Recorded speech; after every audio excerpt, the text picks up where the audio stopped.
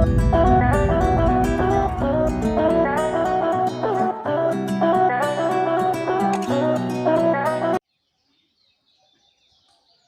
Morning students. पिछली class में मैंने बताया था आपको प्राइमरी डेटा और सेकेंडरी डेटा, ठीक है। अब आज हम डिस्कस करेंगे उसके मेथड्स के बारे में कि जो प्राइमरी डेटा है उसके कलेक्शन के क्या क्या मेथड्स हैं। तो मैंने बताया था आपको कि प्राइमरी डेटा जो होते हैं वो फर्स्ट टाइम रिकॉर्ड किए गए होते हैं, ठीक है। किसी भी स्टडी के लिए फर्स्ट टाइम उनको रिकॉर्ड किया गया होता है, कलेक्ट किया गया होता है। उसी सीरीज में हम देखते हैं, मैंने आपको पहला मेथड दिखाया था उस दिन, DPI, यही दिखाया था। इसका मतलब है डायरेक्ट पर्सनल इन्वेस्टिगेशन।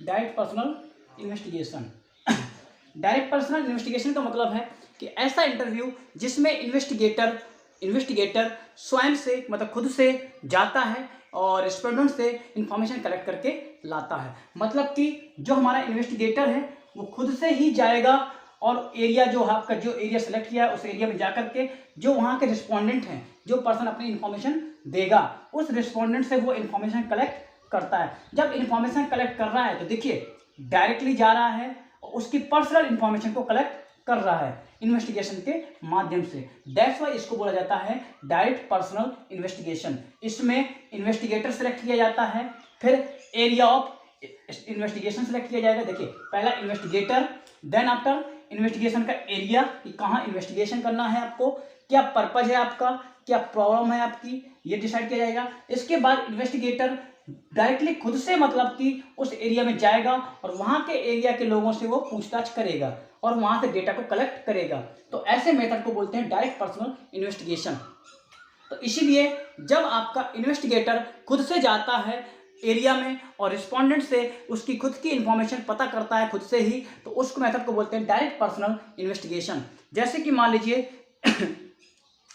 अगर हमें स्टूडेंट के फीडबैक के बारे में जानना है कि पेरेंट्स का क्या फीडबैक है, तो हम क्या कर सकते हैं, हम खुद से जाएंगे और पेरेंट्स से एक एक करके सभी से पता करेंगे, पूछेंगे कि आपके बच्चा कैसे पढ़ रहा है, आपके क्या कहना है स्कूल के बारे में। तो ये क्या हमारा डायरेक्ट पर्सनल इन्वेस्टिगेशन है। हम डायरेक्टली जा रहे हैं और इन्वेस्टिगेशन खुद से कर रहे हैं। जैसे आपने देखा होगा कोई भी, कई बार क्या होता है, कंपनी का कोई कंपनी है, ठीक है, मान लीजिए HUL, हिंदुस्तान यूनिलीवर लिमिटेड, आपने देखा होगा साबुन वगैरह सोप वगैरह बनाती है।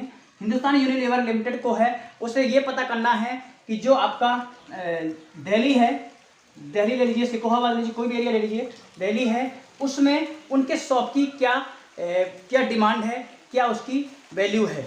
तो क्या करेंगे, HUL जो हिंदुस्तान यूनिलीवर लिमिटेड है वो सबसे पहले अपना इन्वेस्टिगेटर तैयार करेगी। जो इन्वेस्टिगेटर है उसे एरिया पता है कि दिल्ली है, दिल्ली का एरिया पता है, एरिया ऑफ सर्वे पता है, ठीक है। इसके बाद उसे स्टडी का पर्पज भी पता है कि क्या पता करना है कि सोप की बारे में, सोप की क्या यूटिलाइजेशन है, कितनी डिमांड है और क्या उसकी बारे में फीडबैक है लोगों का, ये पता करना है। तो इन्वेस्टिगेटर जब खुद से जाएगा और दिल्ली चला जाएगा और दिल्ली में जाकर के वहाँ के लोगों से, उनसे पूछताछ करेगा, उनसे पर्सनली पूछेगा कि ये सोप कैसा लगा आपको, सोप की क्या अच्छी हैं, क्या खराबी हैं। जब ये सब कुछ पता करके और उनको जब रिकॉर्ड करेगा, कलेक्ट कर लेगा, तो इस मेथड को बोलते हैं डायरेक्ट पर्सनल इन्वेस्टिगेशन, ठीक है।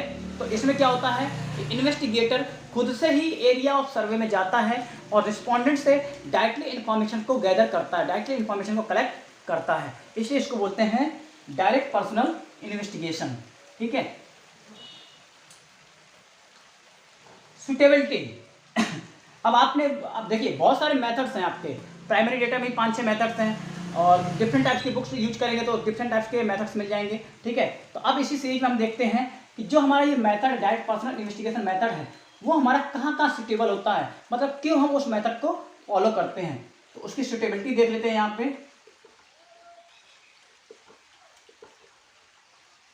सुटेबिलिटी मतलब क्या क्या सुटेबिलिटी है उसकी, ठीक है। पहला सुटेबिलिटी ये होता है कि जब भी इन्वेस्टिगेशन में आपको या जब भी आपको डिटेल्ड इन्फॉर्मेशन कलेक्ट करनी होती है किसी बारे में, अगर किसी की पर्सनल डिटेल इन्फॉर्मेशन आपको कलेक्ट करनी होती है तो आप क्या करते हैं, DPI मेथड का यूटिलाइजेशन करते हैं। क्योंकि जब आपको डिटेल्ड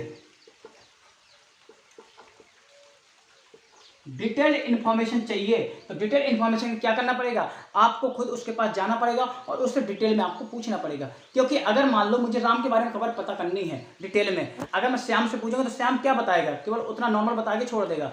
बट अगर मैं खुद से जाऊं और राम से पूछ के आऊं तो राम के बारे में क्या कर लूंगा, मैं हर तरीके की उसकी इन्फॉर्मेशन कलेक्ट कर सकता हूँ। तो जब भी किसी भी स्टडी में, किसी भी आपके स्टैटिकल स्टडी में जब भी आपको नीड होती है डिटेल इन्फॉर्मेशन की, तो तब आप क्या मेथड फॉलो करते हैं, DPI। ठीक है, तो इसलिए डिटेल इन्फॉर्मेशन जहां कलेक्ट करनी होती है तब आप ये मेथड आपका सुटेबल होता है। ठीक है, दूसरा आपका है जब आपकी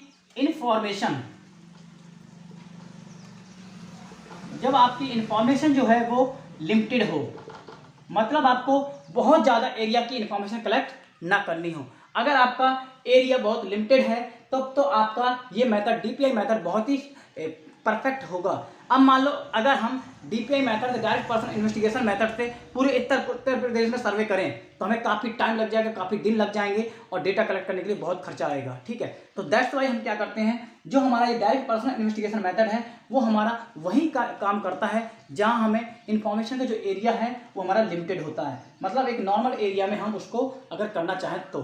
ठीक है, अगर मान लीजिए हमें जैसे सिकोबाद के एक एरिया को पता करना है तब तो ठीक है, आपका DPI काम चल जाएगा। बट अगर आप कहेंगे नहीं पूरे उत्तर प्रदेश में करना है तब आपका डायरेक्ट पर्सन इन्वेस्टिगेशन उसमें काम नहीं करता है। थर्ड पॉइंट आपका आता है कॉन्फिडेंशियल।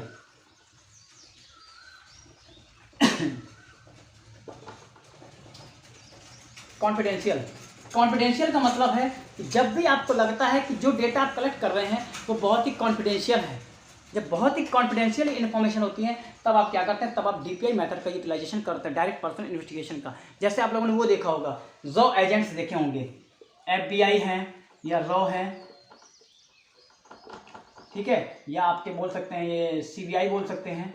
ठीक है, ये सब लोग क्या करते हैं, वो लोग डायरेक्ट पर्सन इन्वेस्टिगेशन मेथड को फॉलो करते हैं। उन्हें जो भी इन्फॉर्मेशन कलेक्ट करनी होती है वो क्या करते हैं, जो सामने पर्सन है जो कलेक्ट करने जाता है वो डायरेक्टली खुद से कलेक्ट करता है। इसलिए देखना कि जो भी FBI वगैरह के जो भी एजेंट्स होते हैं वो डायरेक्टली उस एरिया में जाते हैं और खुद से इन्फॉर्मेशन को कलेक्ट करके और खुद फिर वापस ला करके उसको सबमिट करते हैं। इसी वजह से जो अगर आपकी इन्फॉर्मेशन बहुत कॉन्फिडेंशियल है, ठीक है, तो इसलिए आप क्या करते हैं, आप डायरेक्ट पर्सन इन्वेस्टिगेशन मेथड का यूटिलाइजेशन करते हैं। अगर आपकी इन्फॉर्मेशन कॉन्फिडेंशियल नहीं है तब आप डायरेक्ट पर्सन इन्वेस्टिगेशन को नहीं यूज करें तो कोई प्रॉब्लम नहीं। ठीक है, तो अगर आपको कॉन्फिडेंशियल चाहिए कि आपकी इन्फॉर्मेशन कॉन्फिडेंशियल बनी रहे तब तो आपको यूज करना पड़ेगा अपना डायरेक्ट पर्सन इन्वेस्टिगेशन मेथड। और भी सुटेबल होता है ये एक्यूरेसी। अगर आप ये चाहते हैं कि जो आपके डेटा हैं वो 100% एक्यूरेट हों, मतलब मैक्सिमम एक्यूरेसी चाहिए, मतलब बहुत ज़्यादा आपके सही डेटा कलेक्ट हो जाए, ज़्यादा से ज़्यादा डेटा क्या हो आपके बिल्कुल परफेक्ट कैलकुलेटेड हों। तो इसलिए अगर आप चाहते हैं कि डेटा आपके परफेक्ट एक्यूरेट हों, क्लियर हों, तो आपको direct person investigation method follow करना चाहिए। क्योंकि आप डायरेक्ट पर्सनल मेथड में जाएंगे तो आप खुद से डेटा कलेक्ट करके लाएंगे, तो ऑब्वियसली है कि जब आप खुद से करेंगे तो वो डेटा एक्यूरेट ही कलेक्ट करके लाएंगे। तो इसलिए अगर आपको एक्यूरेसी का लेवल हाई चाहिए तब तो आप डायरेक्ट पर्सनल इन्वेस्टिगेशन मेथड को फॉलो करें। ठीक है, इसके बाद एक और होता है ओरिजिनलिटी।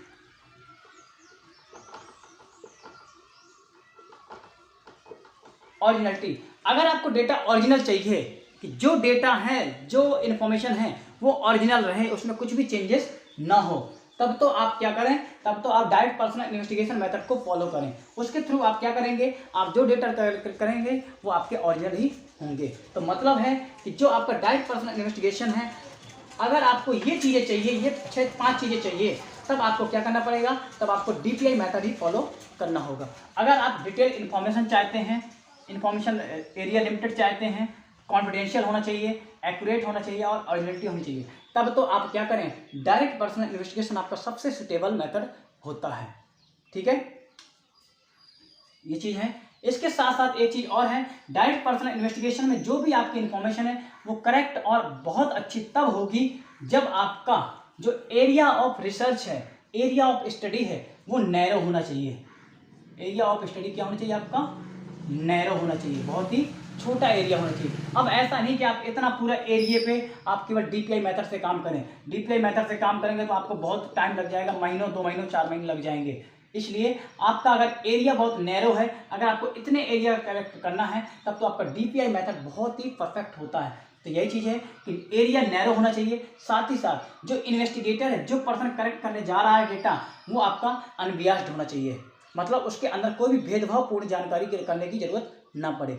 अगर जो इन्वेस्टिगेटर है वो उसके अंदर कोई भी कैलकुलेटिव चीज़ें नहीं हैं, वो कोई भी डेटा को यहाँ से वहाँ चेंजेस नहीं करेगा, तो वो आपका क्या करता है, वो आपका जो DPI मेथड से जो डेटा कलेक्शन होता है वो 100% एक्यूरेट और करेक्ट होता है। ठीक है, तो दो चीज़ें हैं कि DPI मेथड में अगर आपको डेटा 100% कलेक्ट करने हैं तो आपका नैरो एरिया होना चाहिए स्टडी का, इन्वेस्टिगेटर आपका अनबियास्ड होना चाहिए और डिपेंडेबल होना चाहिए। मतलब जो इन्वेस्टिगेटर है वो डिपेंड हो किसी चीज़ पे, क्योंकि अगर वो डिपेंड नहीं है तो क्या करेगा, वो बैठ के खुद से घर पे ही कर लेगा। इसलिए इन्वेस्टिगेटर का यहाँ पे डिपेंडेबल भी होना जरूरी है कि जो वो डेटा कलेक्ट करेगा वो कहीं ना कहीं एरिया से उसे कलेक्ट करने के लिए जाना चाहिए। ठीक है, तो यही चीज़ है कि अगर DPI मेथड को आपको 100% करेक्ट करना है तो आपका एरिया ऑफ स्टडी नैरो होना चाहिए, साथ ही साथ इन्वेस्टिगेटर जो है आपका वो अनबियास्ड होना चाहिए और उसको डिपेंडेबल होना चाहिए। ठीक है, ये आपके सुटेबिलिटी थी। अब आपकी आती है मेरिट्स। मेरिट्स मतलब है एडवांटेज। मेरिट्स कि मेरिट्स क्या क्या होती हैं। ठीक है, मेरिट्स में आपके क्या क्या आएंगी, मेरिट्स अभी बता रहे हैं आपको। ठीक है, अब आते हैं मेरिट्स में कि मतलब कि जो हमारा DPI मेथड है उसके क्या एडवांटेज है, उससे हमें क्या फ़ायदे मिलते हैं। तो पहला फ़ायदा जो मिलता है आपका वो है ओरिजिनलिटी। ओरिजिनलिटी का मतलब है कि जो भी हमारे डेटा हैं वो पूरे के पूरे आपको ओरिजिनल कलेक्ट होते हैं। तो मतलब है कि हमारा DPI मेथड इतना बेटर होता है कि वो हमारे डेटा को क्या है वो ओरिजिनल वे में प्रोवाइड करता है। ठीक है, तो अगर आपको ओरिजिनल वे में डेटा चाहिए तो आपको DPI मेथड फॉलो करना चाहिए। दूसरा है इकोनॉमिकल। ठीक है, इकोनॉमिकल इन द सेंस ये है कि अगर आपका एरिया ऑफ स्टडी आपका अगर लिमिटेड है तो ये आपका जो मेथड है वो आपका इकोनॉमिकल होता है, मतलब कि कम कॉस्ट में ज़्यादा अच्छे डेटा को कलेक्ट किया जा सकता है। अगर एरिया आपका नैरो है, लिमिटेड है, तो फिर आप क्या करते हैं, कम कॉस्ट में आप क्या करते हैं, ओरिजिनल डेटा को बहुत अच्छे से कलेक्ट कर सकते हैं। तो इसलिए इस मेथड को हम इकोनॉमिकल भी बोलते हैं, पर इकोनॉमिकल वो तब होगा जब आपका एरिया ऑफ स्टडी क्या होगा, बहुत ही नैरो होगा। ठीक है, छोटा एरिया होगा तब आपका इकोनॉमिकल हो सकता है। थर्ड पॉइंट है फ्लेक्सिबिलिटी। जो हमारे डायरेक्ट पर्सनल इन्वेस्टिगेशन मेथड होता है उसके अंदर प्रॉपर फ्लेक्सिबिलिटी पाई जाती है। Proper flexibility in the sense ये होता है कि आप जैसे भी आप डेटा को चेंज करना चाहते, अगर आप डायरेक्ट पर्सनल इन्वेस्टिगेशन में गए हुए हैं तो इन्वेस्टिगेटर क्या करता है, वो according to time, according to situation, according to person वो क्वेश्चंस को चेंज करता रहता है। ठीक है, इसलिए इस मेथड में फ्लेक्सिबिलिटी प्रॉपर पाई जाती है, क्योंकि मान लो अगर मुझे डेटा जो भी चाहिए मैं पेरेंट्स से पूछूंगा, हो सकता है पेरेंट्स गुस्सा हो जाए किसी चीज़ में, फिर मैं उसको डील करूँगा टॉपिक को, इसके बाद फिर उनसे पूछूंगा। तो इसलिए क्या है कि जो हमारा DPI मेथड होता है उसमें फ्लेक्सिबिलिटी प्रॉपर पाई जाती है। ठीक है,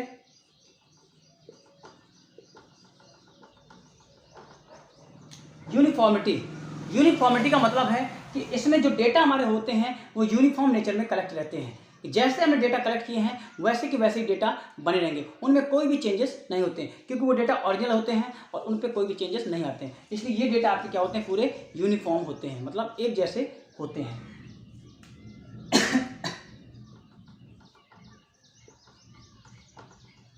एक्यूरेसी एंड रिलायबिलिटी या रिलायबल बोल सकते हैं। ठीक है, एक्यूरेसी एंड रिलायबल मतलब है कि जो हमारा डायरेक्ट पर्सनल इन्वेस्टिगेशन है वो हमारा एक्यूरेसी के साथ होता है और रिलायबल भी होता है। एक्यूरेसी मतलब है कि जब हम डायरेक्ट पर्सनल इन्वेस्टिगेशन से मेथड से कलेक्ट करते डेटा, तो डायरेक्टली हम खुद से कलेक्ट करते हैं तो हमारा एक्यूरेसी तो 100% होती है उसमें। ठीक है, और साथ ही साथ क्या है, जब एक्यूरेट है डेटा हमने खुद कलेक्ट किए इसलिए क्या वो विश्वसनीय भी होते हैं, रिलायबल भी होते हैं। इसलिए डायरेक्ट पर्सनल इन्वेस्टिगेशन की एक एडवांटेज ये भी होती है कि जो डेटा हैं वो आपके एक्यूरेट होते हैं और साथ ही साथ विश्वसनीय भी होते हैं।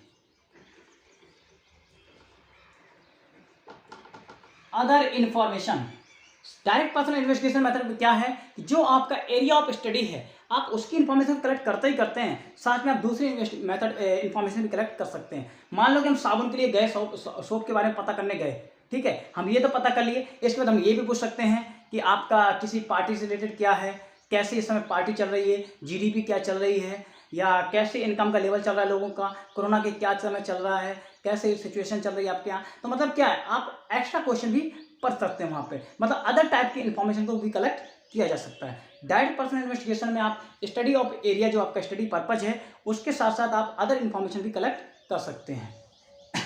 एंड द लास्ट वन आता है आपका एडवांटेज, इसमें आता है all type questions. All type questions का मतलब है ऐसा नहीं कि खाली आप उससे ऑब्जेक्टिव क्वेश्चन ही पूछें, आप उससे कैसे भी क्वेश्चन पूछ सकते हैं। आप जब सामने वाले पर्सन की सिचुएशन को देखते हैं, उसके टेम्पर को देखते हैं, उसके अकॉर्डिंग आप उससे क्वेश्चन पूछते रहते हैं। पहले नॉर्मल क्वेश्चन पूछते रहते हैं, इसके बाद हो सकता है उससे और भी क्वेश्चन पूछते रहते हैं, बाद में पर्सनली क्वेश्चन भी पूछते रहते हैं, फिर फ्रैंक वाइज क्वेश्चन पूछते हैं कि कौन सा नेता अच्छा है, क्या पॉलिटिकल पार्टी चल रही है। यही चीज़ है कि आप उससे किसी भी तरीके के क्वेश्चन को पूछा जा सकता है डायरेक्ट पर्सनल इन्वेस्टिगेशन में। ठीक है, तो ये आपके एडवांटेज हैं जो कि डायरेक्ट पर्सनल इन्वेस्टिगेशन में पाए जाते हैं। ठीक है, मेरिट्स हैं जो कि डायरेक्ट पर्सनल इन्वेस्टिगेशन में पाई जाते हैं। इसके बाद आपके आती हैं डिमेरिट्स। डिमेरिट्स, ठीक है, डिमेरिट्स का मतलब है कि इस मेथड की कुछ ना कुछ कमियां भी पाई जाती हैं। कमियां क्या क्या हैं? ठीक है, पहली कमियां आपकी ये है कि आपकी बहुत ही एक्सपेंसिव होती है। एक्सपेंसिव का मतलब खर्चीली। क्योंकि खर्चीली इसलिए होती है क्योंकि आपको स्टडी करने के लिए एरिया में आपको इन्वेस्टिगेटर को खुद भेजना पड़ता है, जिसकी वजह से इन्वेस्टिगेटर को जाना पड़ता है, गाड़ी का खर्चा लगता है, जाएगा, खाने का, रहने का, ये सब खर्चे लगते हैं। तो इसलिए क्या है, ये मेथड आपका बहुत ही एक्सपेंसिव होता है। दूसरा, टाइम कंज्यूमिंग। टाइम कंज्यूमिंग का मतलब है कि इसमें डायरेक्ट पर्सनल इन्वेस्टिगेशन में जो आपका इन्वेस्टिगेटर है वो खुद से जाता है इन्फॉर्मेशन कलेक्ट करने के लिए, तो एक एक घर पे जब जाएगा तो उसको बहुत सारा टाइम लग जाएगा। हो सकता है अगर हमें पेरेंट्स से इन्फॉर्मेशन कलेक्ट करनी हो सकता है हम एक दिन में केवल 15 पेरेंट्स से ही बात कर पाएँ, क्योंकि क्या हम एक पेरेंट से बात करेंगे उससे आधा एक घंटा उससे कलेक्ट लग जाएगा, फिर 1 घंटा ऐसे लग जाएगा। तो मतलब क्या, ये हमारी जो प्रोसेस है डायरेक्ट पर्सनल इन्वेस्टिगेशन, उसमें आपका थोड़ा सा टाइम कंज्यूमिंग ज़्यादा होता है। ठीक है, इसके बाद थर्ड पॉइंट है इसका वाइड एरिया। जहां भी अगर वाइड एरिया होगा वहां पे इसका एप्लीकेशन बहुत ही कम अच्छा होता है, या इसका रिजल्ट बहुत ही कम बेटर पाया जाता है। मतलब है कि वाइड एरिया मतलब कि बहुत अगर लंबा एरिया में कनेक्ट करना है तो हम वहाँ पर डीपीआई मेथड को फॉलो नहीं कर सकते हैं, क्योंकि डीपीआई मेथड केवल नैरो एरिया के लिए परफेक्ट होता है, वाइड एरिया में ये सुटेबल नहीं होता है। ठीक है,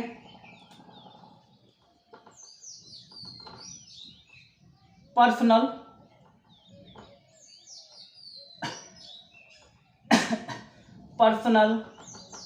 बियास।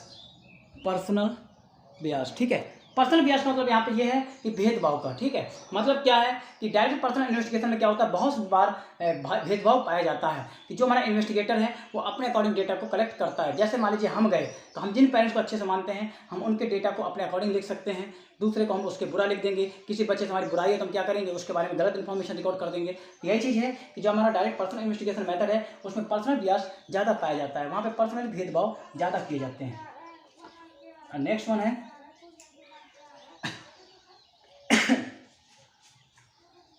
नॉलेज।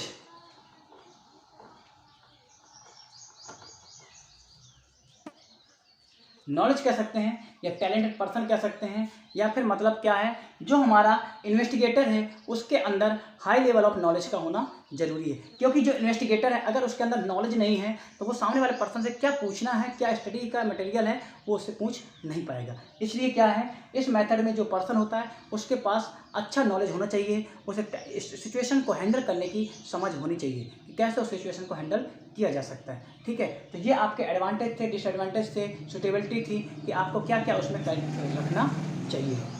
ठीक है,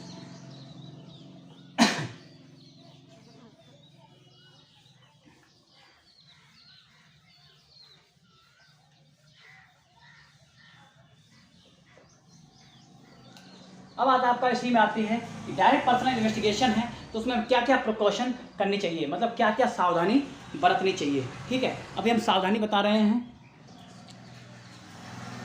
देखिए हमें क्या क्या प्रिकॉशन यहाँ पे रखनी होती है। पहली प्रिकॉशन तो ये होती है कि जो हमारा इन्वेस्टिगेटर है, ठीक है, जो हमारा इन्वेस्टिगेटर है उसे हाई लेवल ऑफ नॉलेज होना चाहिए स्टैटिस्टिक का। स्टैटिस्टिक्स का हाई लेवल नॉलेज होनी चाहिए, उसकी टेक्निक्स क्या होते हैं, उसके मेथड्स क्या होता है, उसके बारे में उसे प्रॉपर नॉलेज होना चाहिए, ठीक है, तभी वो उसको कलेक्ट कर पाएगा, ठीक है। पहला तो इन्वेस्टिगेट ये है कि उसके पास हाई लेवल ऑफ नॉलेज होनी चाहिए, टेक्निक्स की समझ होनी चाहिए, मेथड की पहचान होनी चाहिए। दूसरा होता है कि उसे जो कल्चर है वो उस एरिया के कल्चर ट्रेडिशंस इनके लिए वो फैमिलियर हो। जो फैमिली से वो कलेक्ट करने जा रहा डेटा, उस फैमिली का क्या कल्चर है, क्या उसका ट्रेडिशन है, क्या उनका रहन सहन है, उससे वो फैमिलियर होना चाहिए, मतलब उसके वो अकॉर्डिंग जानता हो। अगर मान लीजिए मैं हूँ तो मैं अपने यहाँ के एरिया के लिए वो फैमिलियर हूँ, तो यहाँ का कल्चर जानता हूँ, तो इसके अकॉर्डिंग मैं यहाँ के डेटा अच्छे से कलेक्ट कर सकता हूँ, कल्चर वगैरह होना चाहिए। इसके साथ साथ ये है कि जो भी इन्वेस्टिगेटर है वो जो भी क्वेश्चन पूछे सिंपल होने चाहिए और एकदम स्ट्रेट फॉरवर्ड क्वेश्चन होने चाहिए, सिंपल हो, स्ट्रेट फॉरवर्ड हो, कोई भी ऐसा ना हो कि क्वेश्चन आपका गुमराह करने वाला हो, ठीक है। गुमराह करने वाले क्वेश्चंस को आपको यहाँ पे नहीं रखना चाहिए, मतलब कि जो इन्वेस्टिगेटर है वो एक भी क्वेश्चन ऐसे ना रखें कि जिससे लगे कि आप किसी पर्सन को आप गुमराह कर रहे हैं, ठीक है। और लास्ट आपका है कि पर्सनल बियास नहीं होना चाहिए, भेदभाव नहीं करना चाहिए। तो एक ये देखिए, इन्वेस्टिगेटर को वेल नॉलेजेबल होना चाहिए, टेक्निक्स की मेथड की समझ होनी चाहिए। दूसरा है कि जो कल्चर है फैमिली का, जहाँ डेटा वो कलेक्ट कर रहा है, उस कल्चर का, उस ट्रेडिशन का, उस रहन सहन का वो फैमिली होना चाहिए, उसके अकॉर्डिंग उसे चीज़ों को ढलना आना चाहिए और अच्छे टेम्परामेंट का हो। टेम्परामेंट अगर अच्छा नहीं होगा तो तुरंत लड़ाई कर सकते हैं, इसलिए टेम्परामेंट का भी बेसिक यहाँ पे ध्यान देना होता है कि जो इन्वेस्टिगेटर उसका टेम्परामेंट बहुत कूल होना चाहिए। अगर मान लो उसके अंदर डील करने की पावर नहीं है तो हो सकता है वो किसी जिससे इन्फॉर्मेशन कलेक्ट करने जा रहा है तो उससे लड़ाई कर बैठे। तीसरा है कि सिंपल वे में आप क्वेश्चन रखिए, सिंपल रखिए, स्ट्रेट रखिए, ज़्यादा आप उनको भ्रम करने वाले क्वेश्चन मत रखिए। इसके बाद लास्ट है आपका कि पर्सनल बियास उसको नहीं करना चाहिए कि ये हमारा रिश्तेदार है और इसके हम डेटा अपने अकॉर्डिंग चेंज कर दें, ठीक है।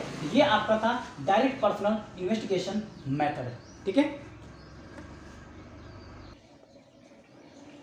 चलिए अब आपका नेक्स्ट मेथड है IOI, इनडायरेक्ट ओरल इन्वेस्टिगेशन।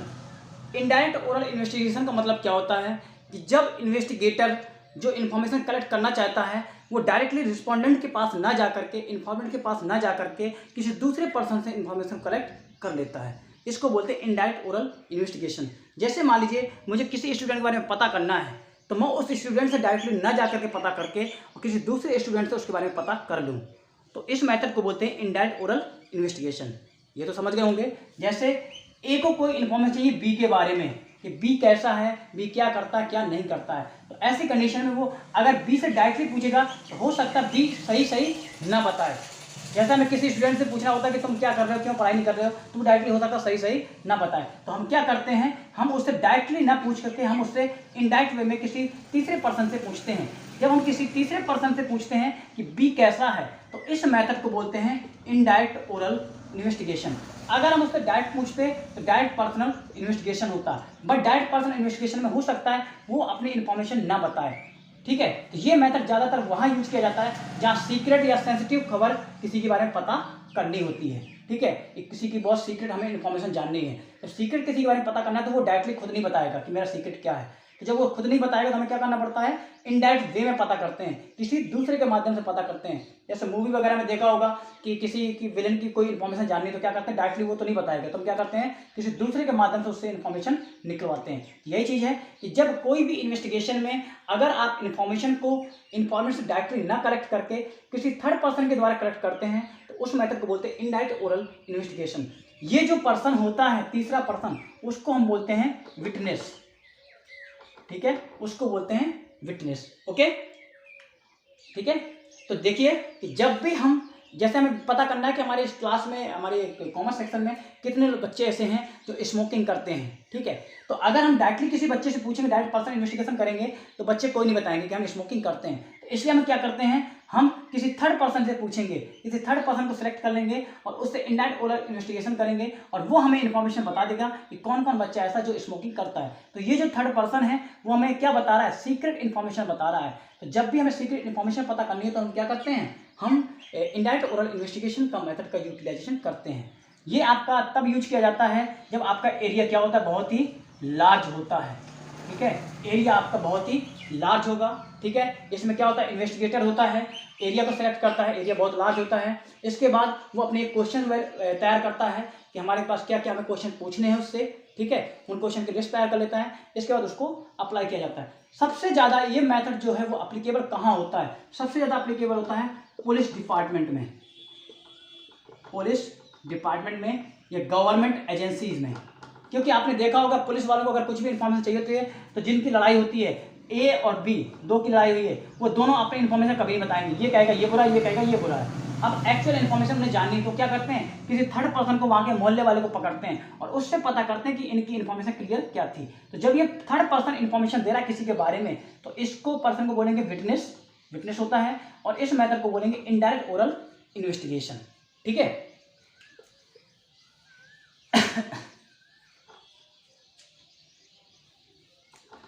ये तो आप समझ गए।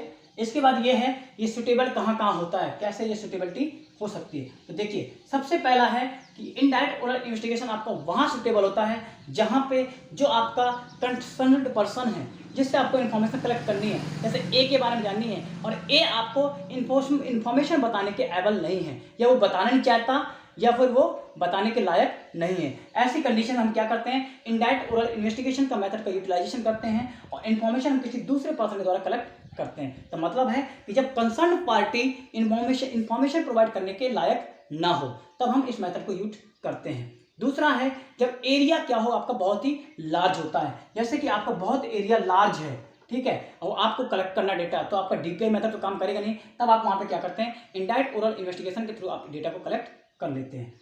तीसरा है सीक्रेट या सेंसिटिव होना चाहिए, मतलब है कि जब आपकी इंफॉर्मेशन बहुत ही सीक्रेट तरीके के रहते हैं या सेंसिटिव रहती हैं, मतलब कि उस इंफॉर्मेशन से बहुत ज़्यादा इम्पैक्ट पड़ सकता है, तो ऐसी जगह पे आप मेथड कौन सा लगाते हैं, इनडायरेक्ट ओरल इन्वेस्टिगेशन। ऐसी जगह पे आप अपने विटनेस तैयार करते हैं और विटनेस आपका क्या करता है कि आपको पूरी की पूरी सीक्रेट इन्फॉर्मेशन या सेंसिटिव इन्फॉर्मेशन वो आपको प्रोवाइड कर दी जाती है। ये गवर्नमेंट एजेंसी वर्क करते हैं, जैसे FBI वगैरह हैं, CBI हैं, रॉ वगैरह हैं, ये इसको यूटिलाइजेशन करते हैं। साथ ही साथ है जहाँ डेटा आपके कॉम्प्लेक्स होते हैं, जटिल होते हैं, मतलब कि डेटा निकालना बहुत ही जटिल काम होता है, जैसे कहीं लड़ाई हो गई दो लोगों में, अब वहाँ से हमें एक्चुअल पता करना कि गलती किसकी थी, ये बहुत ही कॉम्प्लेक्स वर्क होता है। तो ऐसी सिचुएशन में पुलिस वाले क्या करते हैं कि किसी दूसरे पर्सन से वो डेटा को कलेक्ट कर लेते हैं। यही चीज़ है कि जब आपके डेटा को कलेक्ट करना बहुत कॉम्प्लेक्स हो जाता है तो वहाँ पर इनडायरेक्ट ओरल इन्वेस्टिगेशन को अप्लाई किया जाता है। ठीक है, और ये ज़्यादातर मेथड जो होता है वो आपके पुलिस डिपार्टमेंट या फिर गवर्नमेंट एजेंसी के द्वारा किया जाता है। ठीक है,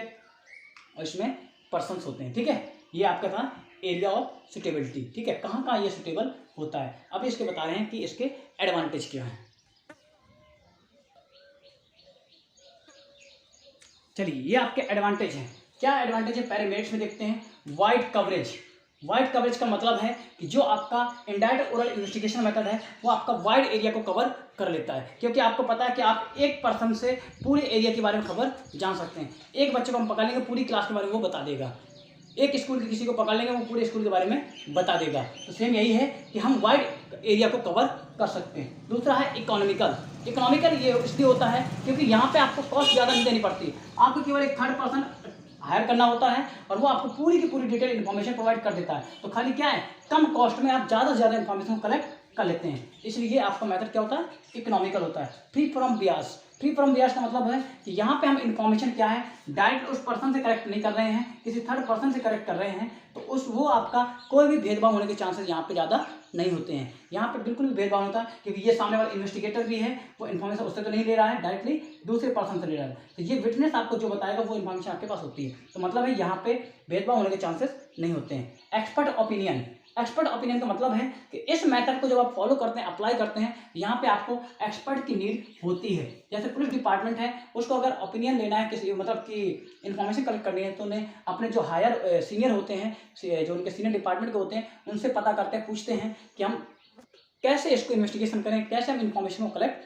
करें। तो मतलब है कि इनडायरेक्ट ओरल इन्वेस्टिगेशन में एक्सपर्ट के ओपिनियन का होना जरूरी होता है। अब आपके आती हैं डीमेरिट्स। डीमेरिट्स मतलब डिसएडवांटेज क्या है। पहला क्या है, इनडायरेक्ट इन्फॉर्मेशन, आपकी ये इन्फॉर्मेशन इनडायरेक्ट मिलती है, इसलिए हो सकता है ये इन्फॉर्मेशन आपकी करेक्ट ना हो, क्योंकि आप खुद जानते हैं कि अगर किसी पर्सन के बारे में आपको इन्फॉर्मेशन डायरेक्ट नहीं मिली है, किसी दूसरे सोर्स के द्वारा मिली है, तो हो सकता है वो इन्फॉर्मेशन आपकी करेक्ट ना हो, इसलिए इनडायरेक्ट इन्फॉर्मेशन होती है, इसलिए थोड़ा सा ये रिलायबल कम होती है। लैक ऑफ एक्यूरेसी, एक्यूरेसी आपको सेम पता है कि अगर आपको कोई दूसरा पर्सन इन्फॉर्मेशन दे रहा है तो आप 100% उसको एक्यूरेट नहीं मान सकते हैं। किसी पर्सन ने बता दिया कि ये ऐसा है, उसने अपने अकॉर्डिंग आपको बता दिया कि हाँ सर ये बच्चा ऐसा है, बेकार है, ये ऐसा करता है, हो सकता है कि वो ऐसा ना हो, इसने सर जानबूझ के कर दिया हो। इसी वजह से क्या है, यहाँ पे एक्यूरेसी आपकी बहुत कम होती है। पार्शियलिटी ऑफ विटनेस, विटनेस के द्वारा पार्शियलिटी की जाती है। जैसे कि आपको बता दें कि मोहल्ले में मान लीजिए 2 पर्सन की लड़ाई हुई है, एक ए है और एक ये बी है। पुलिस डिपार्टमेंट आता है और सी से इन्फॉर्मेशन पूछता है, और सी का क्या है, सी का इस बी के घर पे बहुत अच्छा रिलेशन है और ए से रिलेशन बहुत खराब है। तो वो सी क्या करेगा, भले ही बी की गलती रहे लड़ाई में, बट वो क्या करेगा, कहेगा बी अच्छा है और ए ने ही जानबूझ के उनसे लड़ाई की थी। तो मतलब है कि यहाँ पे विटनेस के पार्शियलिटी होने की बहुत ज़्यादा चांसेस होते हैं। विटनेस यहाँ पे पार्शियलिटी कर सकता है, ठीक है। जैसे आप लोगों में भी है कि मान लो कि क्लास में 2 लोगों की लड़ाई हो गई, मैं आया, मैंने पूछा, किसी तीसरे पर्सन से, मॉनिटर से पूछा कि क्यों लड़ाई कर ली लोगों ने। हो सकता है इस पर्सन से मॉनिटर की अच्छी बनती हो, तो ये कहेगा नहीं सर इसकी गलती नहीं, इसकी ही गलती थी। तो ऐसे पार्शियलिटी विटनेस कर सकता है। फिर lack of interest. Lack of interest का मतलब क्या है कि जब हम इंफॉर्मेशन किसी थर्ड पर्सन से, विटनेस से पूछते हैं, तो विटनेस का तो उस घटना से कोई भी इंटरेस्ट नहीं होता है, कोई भी उसका डायरेक्टली कनेक्शन नहीं होता है। तो हो सकता है जब उसका डायरेक्टली कनेक्शन नहीं है तो हो सकता है वो इन्फॉर्मेशन ऐसे ही कुछ भी बना के दे दे आपको कि ये ऐसा है और बस छोड़ दे। जैसे पुलिस वाले आए, उन्होंने इन्फॉर्मेशन पूछी, विटनेस को तो उससे कोई मतलब नहीं, कोई इंटरेस्ट नहीं है, तो क्या करेगा, कुछ भी बता देगा ऐसा ऐसा है और छोड़ के अपना चला जाएगा। तो यही चीज़ है कि यहाँ पे इन्फॉर्मेंट्स का इंटरेस्ट नहीं होता डायरेक्टली, इसलिए यहाँ पे इंटरेस्ट की कमी पाई जाती है। इसलिए इन्फॉर्मेशन क्या है, बहुत ज़्यादा धुंधली हो जाती हैं या बहुत ज़्यादा भ्रम पैदा करने वाली हो जाती हैं। Lack of uniformity. Lack of uniformity का मतलब है कि जो हमारा डेटा है, जो हमारे यूनिफॉर्म होनी, मतलब सही होने चाहिए, वहाँ पे कमी आ जाती है। क्योंकि एक विटनेस कुछ बताएगा, अगर दूसरा विटनेस हायर कर लें तो वो कुछ और बताएगा। इसलिए यहाँ पे यूनिफॉर्मिटी की कमी होती है, मतलब हमारे डेटा क्या है वो यूनिफॉर्म नहीं होते हैं। अब आते हैं इस मेथड के प्रिकॉशन क्या होते हैं। प्रिकॉशन मतलब क्या क्या हमें सावधानी बरतनी होती है। आपको पता है किसी भी इन्फॉर्मेशन के बहुत सारे आपके विटनेस हो सकते हैं, लार्ज नंबर ऑफ विटनेस होते हैं। तो आपको याद रखना है कि जब भी आपके लार्ज नंबर ऑफ विटनेस हैं, उनमें से केवल 1 या 2 ही विटनेस को सिलेक्ट कीजिए। वैसे तो आप 1 ही सिलेक्ट कीजिए, पर ज़्यादा जरूरत पड़े तो आप 2 कर सकते हैं, क्योंकि अगर 1 विटनेस है तो वो इन्फॉर्मेशन आपको जो देगा वो करेक्ट रहेगी, आप उसकी रिस्पॉन्सिबिलिटी भी ठहरा पाएंगे। अगर आपने 1 से ज़्यादा लोगों से इन्फॉर्मेशन कलेक्ट की, 1 कुछ बताएगा, 1 कुछ बताएगा, ठीक है, ये याद रखना है। दूसरा है, आपको हायर नॉलेज की जरूरत पड़ेगी, क्योंकि आपको इनडायरेक्ट ओवरऑल इन्वेस्टिगेशन करना है, तो आपको पता करना है कि क्या क्या इन्फॉर्मेशन आपको वहाँ से निकलानी है, ठीक है। एरिया भी आपका लार्ज एरिया है, लार्ज एरिया कैसे आपको कवर करना है, आपको इसमें ये सब चीज़ें ध्यान रखनी होती है। तो आप इन सब मेथड्स को पढ़ेंगे दोनों को, जो डाउट होंगे आप हमसे पूछेंगे।